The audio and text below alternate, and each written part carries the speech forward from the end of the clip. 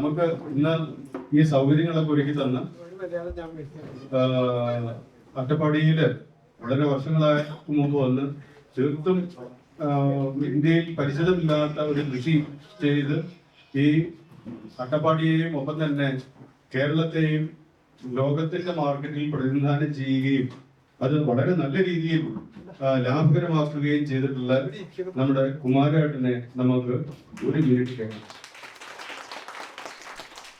കുമാരേട്ടൻ എന്തൊക്കെയാണ് ഈ ഫാമിൽ ചെയ്യുന്നതെന്നും ഒപ്പം എന്തൊക്കെ വാല്യൂ അഡീഷൻ ആണ് ചെയ്യുന്നതെന്നും അദ്ദേഹം എങ്ങനെയാണ് ഈ കൃഷിയിലേക്ക് വന്നതെന്നും വളരെ ഹ്രസ്വമായിട്ടുണ്ട്. കാരണം കോഴിക്കോട് നിന്നും പശുമേള തുടങ്ങിയത് കൃഷി തുടങ്ങിയെങ്കിൽ 5ാം ക്ലാസ്സിൽ വെച്ചിട്ട് പാർലമെന്റ് ഇലക്ഷൻ അന്ന് ഞാനൊക്കെ പഠിക്കുമ്പോൾ രാഷ്ട്രീയം ഉണ്ടായിരുന്നു. പാർലമെന്റ് ഇലക്ഷനിൽ 5ാം ക്ലാസ്സിൽ വെച്ചിട്ട് പറഞ്ഞങ്ങനെ സ്കൂളിലെ കൃഷിമന്ത്രിയായിരുന്നു. 10 വർഷം കൃഷിമന്ത്രിയായിരുന്നു, 5 മുതൽ 10 വരെ. അങ്ങനെ കൃഷിയോടെ ചെറുപ്പത്തിലെ താല്പര്യമുണ്ട്. ചെറുപ്പത്തിലെ പശുവൊക്കെ ഉണ്ടായിരുന്നു.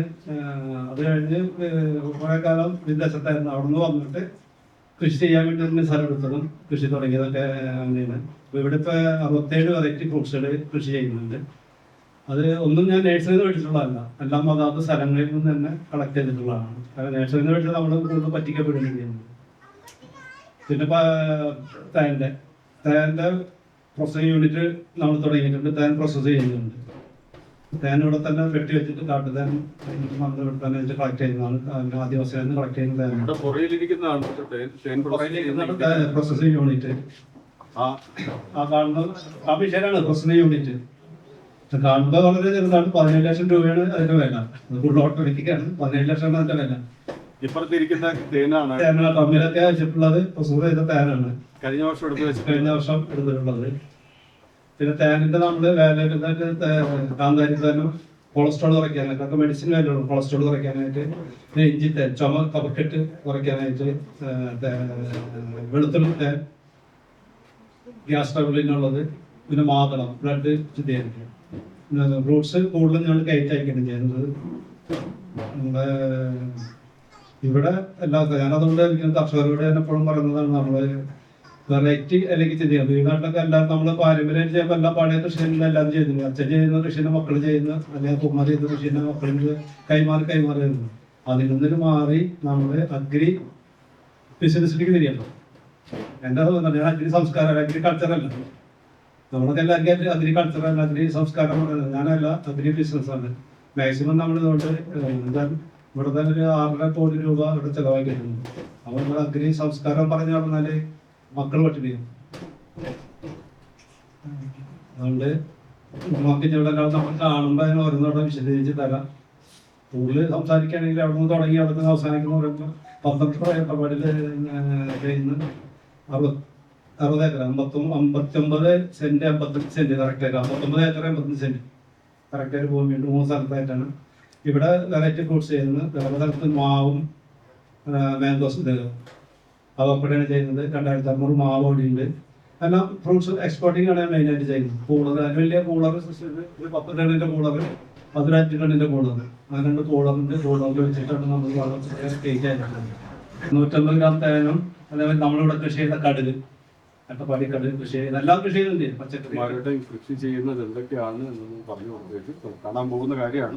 അതിന്റെ ഫ്രൂട്ട്സ് അല്ല, അപ്പൊ എല്ലാത്തിന്റെ ഏറ്റവും വരുന്നില്ല. പച്ചക്കറി എല്ലാം ചെയ്യുന്നുണ്ട്, ഫ്രൂട്ട്സ് ചെയ്യുന്നുണ്ട്. അത് നാടൻ പശുവിനെ വളർത്തിയിട്ട് അതാണ് കൃഷി ചെയ്യുന്നതല്ല പറയുന്നത്. അത് വളർത്തു പ്രഗ്രഹമാണ് നിങ്ങൾ മനസ്സിലാക്കുന്നത്. ഞാൻ ചെയ്യുന്നത് കഞ്ഞിവെള്ളവും ശർക്കരയും കൂടി 1:1 കഞ്ഞിവെള്ളത്തിൽ ശർക്കര മിക്സ് ചെയ്യുന്നു. പഴയ ശർക്കര കോയമ്പത്തൂർ കേടായ ശർക്കര എടുത്തുണ്ട് സ്റ്റോർ ചെയ്ത് 1:1 ചെയ്തിട്ട് അതില് അപ്പൊ 2 ലിറ്റർ 2 കിലോ ഉണ്ടാക്കും.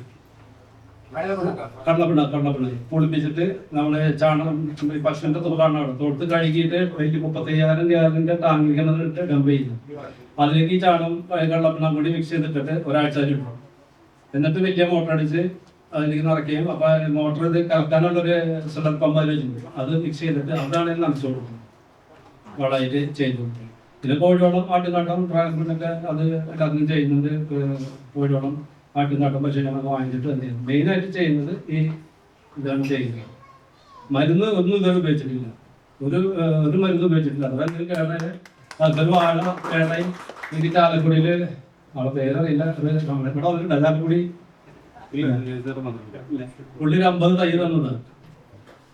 അതുകൊണ്ട് പ്രധാനം കേട്ടായി അത് വെട്ടി സാധാരണ വെട്ടി കത്തിച്ചോളാം, മരുന്ന് ഒന്നും ഉപയോഗിക്കാതെ.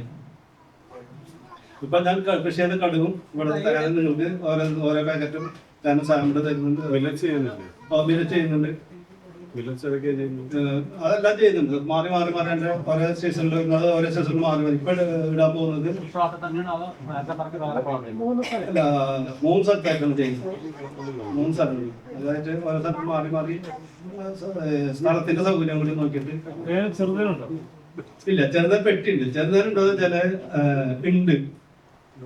അത് ഞാനത് പറയാറില്ല. കാരണം നിങ്ങൾക്ക് തേങ്ങ ചെറുതാൻ പറഞ്ഞിട്ട് 3000 രൂപ 3500 രൂപ. ചെറുതാനും ഒരു പെട്ടി വെച്ചാൽ 250 ഗ്രാം 2 കൊല്ലം കൊണ്ട് 250 തേന കിട്ടുള്ളൂ. പിന്നെ ഇവിടെ 100 കിലോ തേനൊക്കെ എനിക്ക് എങ്ങനെ വിൽക്കാൻ പറ്റും? ഞാൻ സത്യസന്ധമായിട്ട് പറയുന്നത്. ഞാനൊരാളെ ഞാൻ നല്ലൊരു പണിക്കാരനായിരുന്നു. ആ രീതിയിൽ തന്നെ ഞാൻ കൃഷിയിലേക്ക് ഇറങ്ങിയത്. പഴമായാലും എന്തായാലും എൻ്റെ സാധനത്തിന് ഒരു ഫിക്സഡ് വാല്യൂ ചെയ്യും. അത് ഞാൻ പശുവിനെ ഉണ്ടാകുമ്പോൾ നെയ്യായിട്ട് പാലൊക്കെ നമ്മൾ 30 രൂപയ്ക്ക് സൊസൈറ്റി കിട്ടുന്നത് ഞാൻ 60 കിലോ പാല് മേടിച്ചിട്ടുണ്ട്. വേണമെങ്കിൽ ഇവിടെ പഴം മേടിക്കാൻ വരുന്നവരാണ് തരാൻ. വില കുറച്ച് കഴിഞ്ഞാൽ സൗകര്യം എനിക്ക് തരാൻ. കാരണം എനിക്കത് എക്സ്പോർട്ട് ചെയ്യാനുള്ള സൗകര്യങ്ങളൊക്കെ ഉണ്ട്. എൻ്റെ പഴത്തിന് 800-700 ഗ്രാം ഉണ്ടാകും. സെക്കൻഡ് എന്ന് പറഞ്ഞാൽ പഴമില്ല. ഉമ്മർക്ക് പോയാ അവർക്ക് സെക്കൻഡേ ഉള്ളൂ. 300-400 താഴെ ഉള്ളൂ. നമ്മളെ പഴത്തിന് 800-700-600-400 താഴെ ഇല്ല. അല്ല, ഇത് മറ്റൊരു മണിക്കൂർ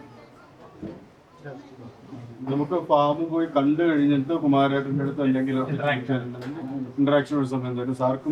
സാരോടും എന്തെങ്കിലുമൊക്കെ ചോദിക്കാനുണ്ടെങ്കിൽ ഇന്ററാക്ഷൻ്റെ സമയത്തിലാവാം.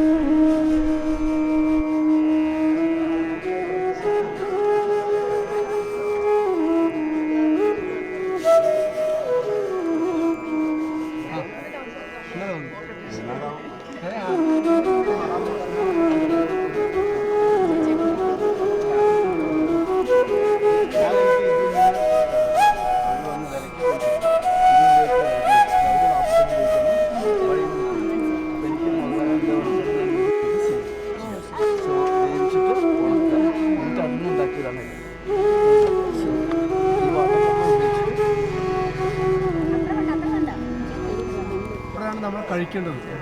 പക്ഷേ 50% തവിട് കഴിച്ച് നമ്മളൊരു പഴക്കം വരുമല്ലോ. പഴക്കം വന്നതിന് ശേഷം നൂറിലേക്ക് മാറും. പിന്നെ ഇത് രക്തശാലിയിലേക്ക് വരാനുള്ള കാരണം തന്നെ എനിക്കൊരു സ്ട്രോക്ക് വന്നിട്ടുണ്ടായിരുന്നു. അപ്പോൾ 2 ആൻജിയോ ഒരു ബയോപ്സി ഞാൻ കഴിഞ്ഞത്. പക്ഷേ എന്നെ ഇപ്പോഴും സ്റ്റെൻഡ് ഇടാതെ രക്ഷപ്പെടുത്തിയ ഒരു അരിയാണ് രക്തശാലി.